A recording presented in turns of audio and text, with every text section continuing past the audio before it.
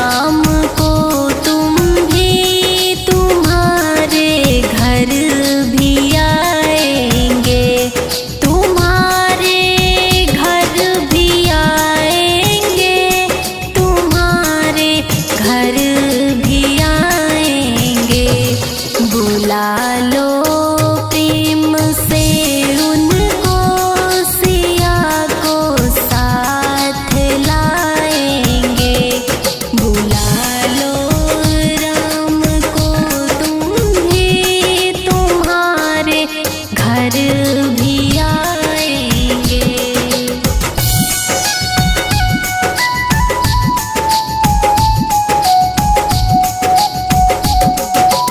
Music by Deepesh Sharma.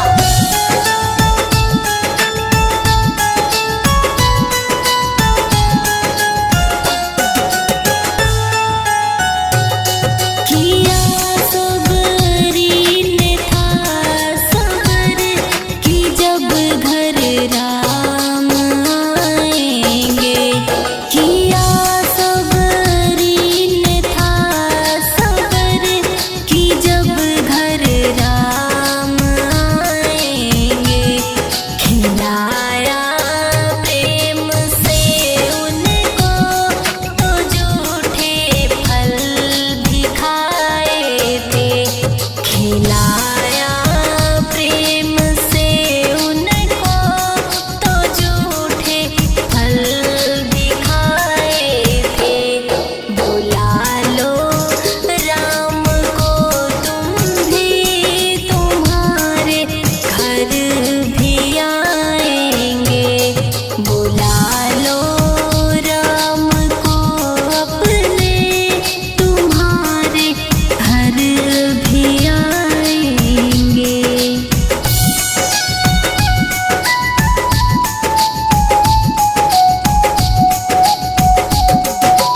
Music by Deepesh Sharma.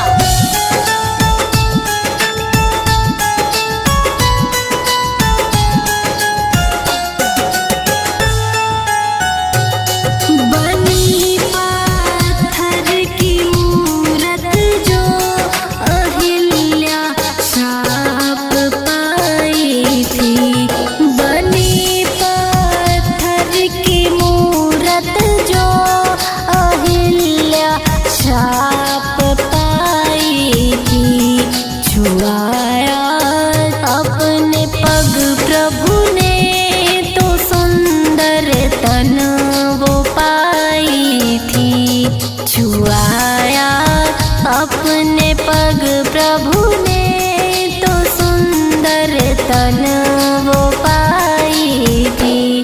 बुला लो राम को तुम भी तुम्हारे घर भी आएंगे। बुला लो राम को तुम भी तुम्हारे घर भी आएंगे।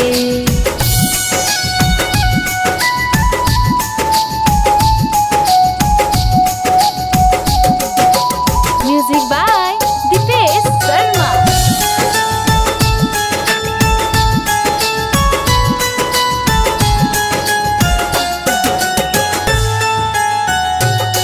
छोड़ दो माया की नगरी, बसा लो प्रेम का सागर।